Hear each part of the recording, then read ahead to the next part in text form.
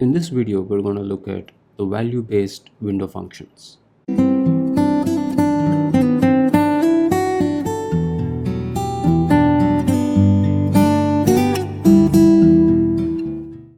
Now, the value-based window functions allow us to access the data from other rows within the same window or partition without losing the current row context.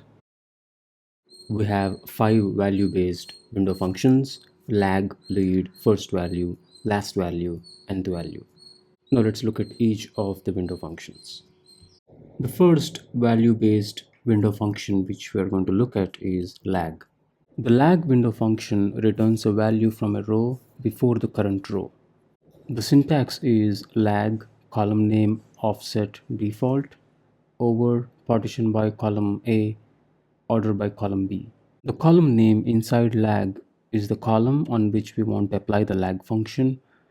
Offset is how many rows backward to look at, and default option is the value to return if the row does not exist. For example, for the first row in the window, there is no previous row, so we could give a default value in such case. By the way, offset and default are optional parameters. If you don't specify them, MySQL will take offset as 1 and default as 0. To demonstrate this, I'm using the employees table. I'm selecting 4 columns: employee ID, first name, last name, department ID, and salary. And I want to apply lag function. So I'm taking the lag function on salary column. I'm giving the offset as 1. That means it will look at the previous row, and the default value is 0. So the first value in the window will be 0. I'm applying over partition by department ID and order by salary in descending order. I'm calling the whole thing, this lag function, as previous row salary. This I'm selecting from employees. So if we run this, we get the window which is partitioned by department ID. For example, here you could see department ID 10 and each employee's salary is given, and this column is what we are interested about. If you look here, the employee salary is given, and the salary of the employee in the previous row is reflected here. Similarly, if you take this row, the employee salary and the previous row salary 83512 is coming here. Now for the first row, since there is no previous row, that's why it is taken as 0, because we have given the default as 0. Now you can make a default as something else. Let's say I want the default as 10,000, let's say. Now if you run this, the first row will be 10,000. So coming to the second department ID, again it starts from 20. Because we have given the default as 10,000, the first row value is 10,000, and the second row, the previous salary 87170, is reflected here, and so on. So this is what is done by lag function. We could also change this offset to 2, let's say. If we make the offset as 2, what it does is it looks at 2 rows before the current row and places that value here. So for this particular row, let's say the salary of 2 rows previous to that is 8677, 86877. It is coming here. For this row, the salary 2 rows prior is 83512, so that's why it's coming here, and so on. It's the same for the department ID 20. So these are examples of lag function. Now the lead function is exactly the opposite of lag function. It returns the value of a row after the current row. Also, it has the same syntax as lag. Now if you take the same example as the previous one and apply a lead function with an offset of 1, and let's call this as next row salary. Now if you run this, what we get is for each row, the next row salary is reflected here. For the second row, 81427 is the next row salary. It is appearing on the same row, and so on. Similarly, for department 20, the next row salary is reflected on the same row.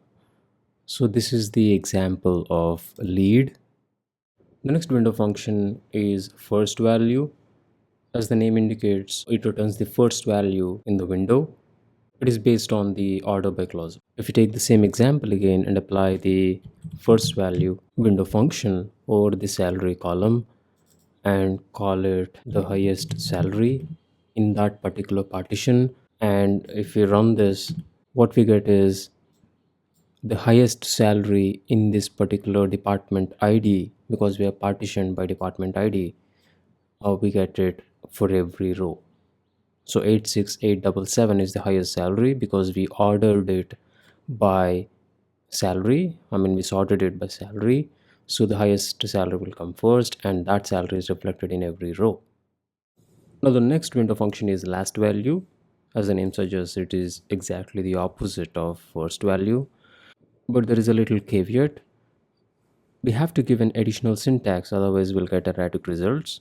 The additional syntax specifies the rows for the entire partition. If we don't give this syntax rows between unbounded preceding and unbounded following syntax, we will get erratic results. I'll demonstrate to you with the same example. So I'm changing the first value to last value and calling it lowest salary. I'm not giving the additional syntax. Let's see what happens. Okay, so if you don't give the additional syntax, the same salary is getting reflected here. That means the entire partition is not being considered by SQL when we don't give that. I'm giving the additional syntax now. Okay, so now if we run it, we would get the lowest salary in department ID 10, that is the partition, that would be reflected for every row. Similarly, for department ID 20, the lowest salary would be 44852, which would be the last row in that partition, and the same thing will be reflected for every row. Finally, we come to the nth value window function, which returns the nth value in the window. The syntax is nth value column name, comma, the value of n. If n is 2, we'll get the second top value. N is 3, we'll get the third top value, and so on. In the same example, I'm giving nth value, removing this additional syntax. I'm calling it second top salary. We have to give an additional value of n.